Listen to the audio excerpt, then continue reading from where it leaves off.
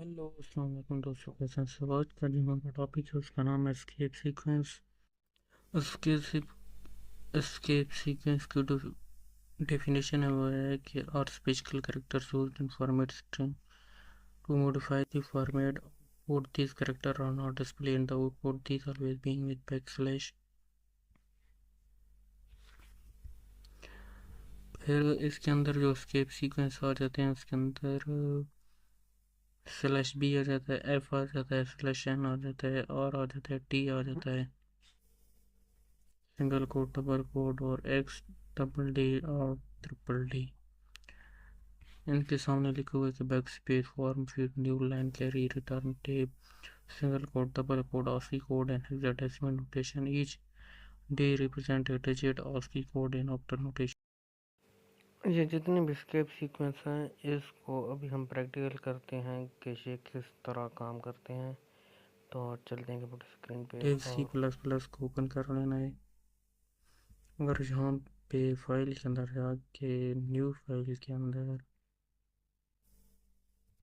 Source file बना लेनी है और सोर्स फाइल बनाने के बाद इसको हम ऑलरेडी ही सेव एज ही कर लेते हैं और इसको हम जो नाम देखें वो ये इसके सीक्वेंस डॉट CPP। यहाँ पे स्क्रिप्ट सीक्वेंस सी लिख देते हैं कि कौन कौन से होते हैं। पिछली पिछले स्लैश बी के बाद होता है स्लैश एफ,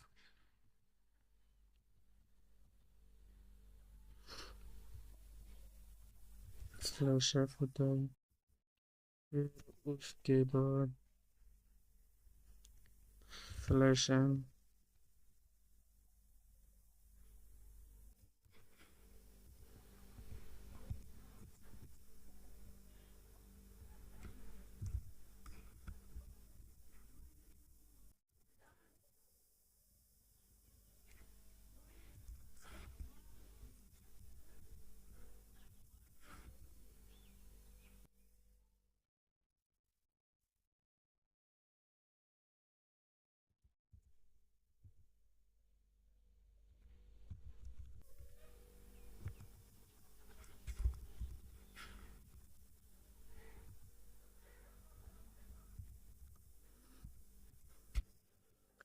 ये होंगे एस्केप सीक्वेंस हमारे पास। और अब हम जहाँ से प्रैक्टिकल इनको किस तरह यूज़ करते हैं वो भी आप लोगों को दिखाते हैं। ठीक है, तो यहाँ पे हमने म्यूट मेन लगा लिया।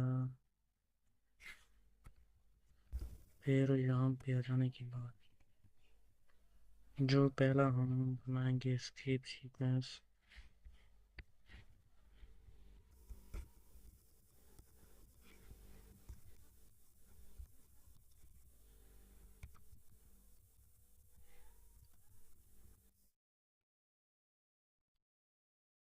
पहला जो हम एस्केप सीक्वेंस बना रहे हैं वो क्या है, स्लैश पी। बैक स्पेसेस के लिए ही यूज होगा जब हम जहाँ पे एस्केप सीक्वेंस, अगर हम एस्केप सीक्वेंस स्लैश एन का न्यू लाइन के लिए और यहाँ पे एक न्यू बना लेते हैं printf और उसके अंदर हम एस्केप सीक्वेंस का यहाँ से स्टार्ट करते हैं। जैसे आप लोगों को जल्दी समझ आ जाएगी, आप लोगों ने यहाँ पे लिख देना है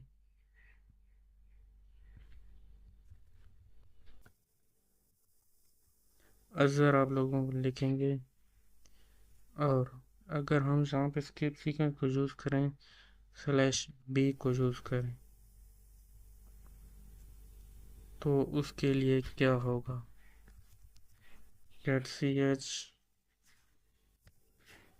और जब हम प्रोग्राम को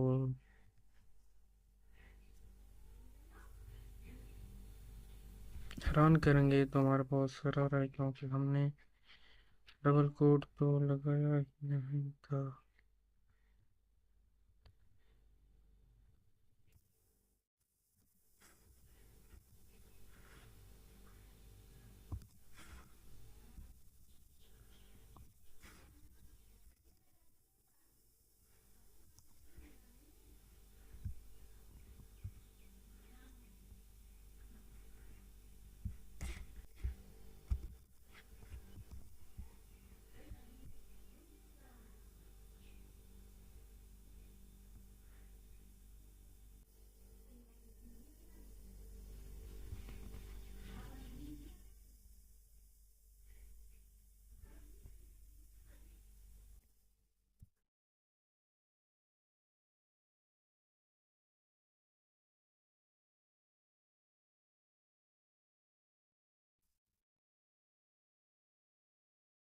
जहाँ पे आप लोग देखेंगे तो आप लोगों को शो होगा कि escape sequence slash P backspace के लिए लगाया अजहर।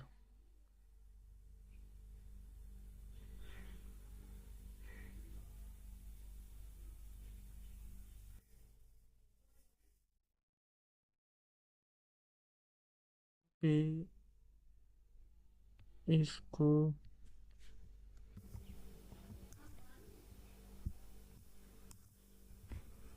यहाँ पे करना था, और इस वाले को जब रिमूव करेंगे, कंट्रोल प्लस से सेव करेंगे, कंपाइल करेंगे दोबारा,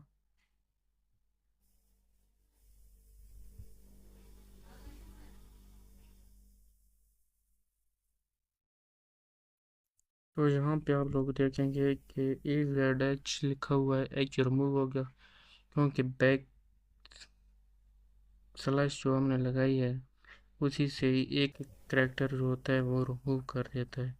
इसने भी क्या किया, एच को रिमूव कर दिया। इसके साथ ही हम दूसरा बैक स्लैश जो यहाँ पे है वो है स्लैश एफ के लिए, तो वो होता है फॉर्म फीड के लिए जो कि ब्लैंक पेज के अंदर ही यूज होता है। उससे भी हम यहाँ पे लिखते हैं, यहाँ पे एफ कर लेते हैं, और एफ को कर लेने के बाद जब इसे हम यहाँ से डिलीट करेंगे, इसे कंपाइल करेंगे, कंपाइल करने के बाद कुछ सेकंड लगेंगे आप लोगों के पास, और आप लोगों के पास जैसे ही कंपाइल होके आप लोगों के पास सामने शो होगा,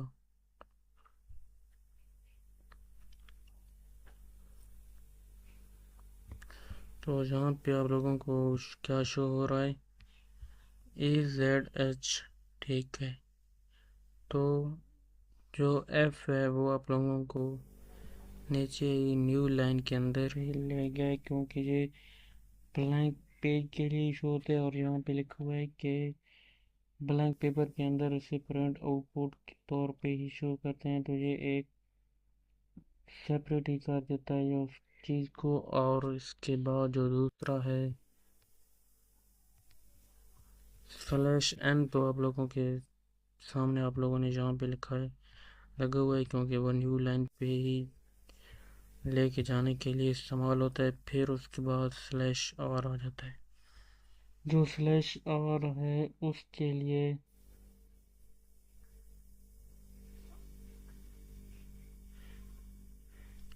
लिए क्या करेगा, तो यहाँ पे हम स्लैश आर को भी यूज़ करके देख लेते हैं कि वो क्या करता है। उसके लिए आप लोग देखेंगे कि क्या होता है।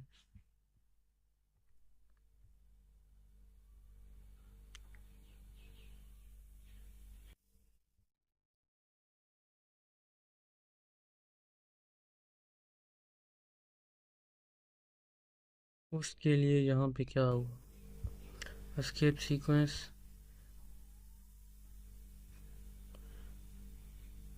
तो वहाँ पे स्लैश आर जब लगाया तो उसने पहले वाले ही लेटर लिए, बाद वालों को स्किप कर दिया। ए आर जो एंड पे लिखा हुआ है वो नहीं आया, ये वाला यहाँ पे शो नहीं हुआ, जस्ट इसके बैक पे जो लिखा हुआ है वही शो हुआ है।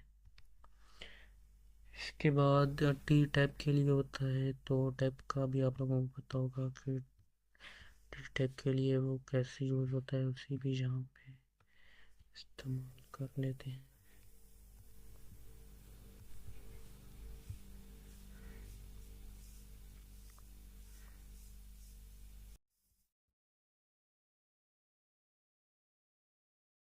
क्योंकि ये 8 स्पेसेस ये लेता है, आप लोग काउंट कर लेना।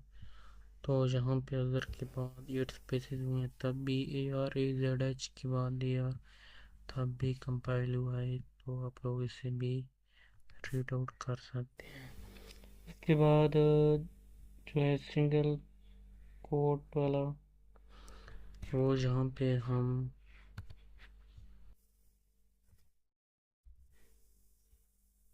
सिंगल कोट ही लिख देते हैं।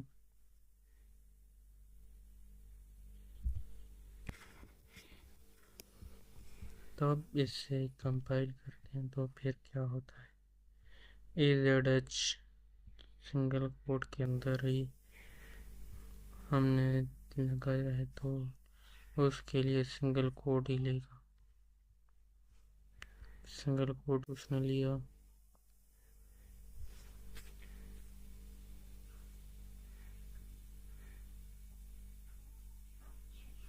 जब दोनों तरफ लगाएंगे तो एक इसके अंदर भी लगाएंगे तब भी वो सिंगल कोड शो करेगा।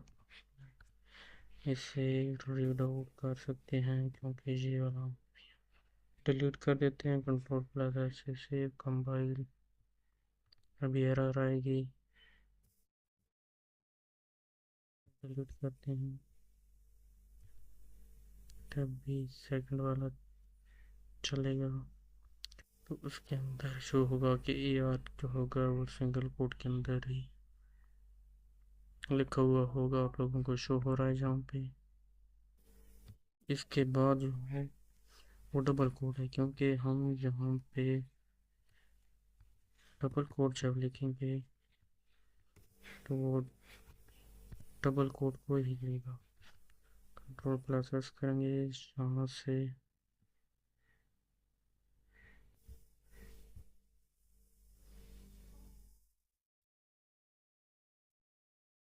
आप लोग देख रहे होंगे कि वो डबल कोड के अंदर ही ले रहा है। और इसके बाद जो दूसरे दो हैं वो हेक्साडेसिमल के अंदर ही यूज होते हैं। ये जो XDD हैं इसे भी यहाँ पे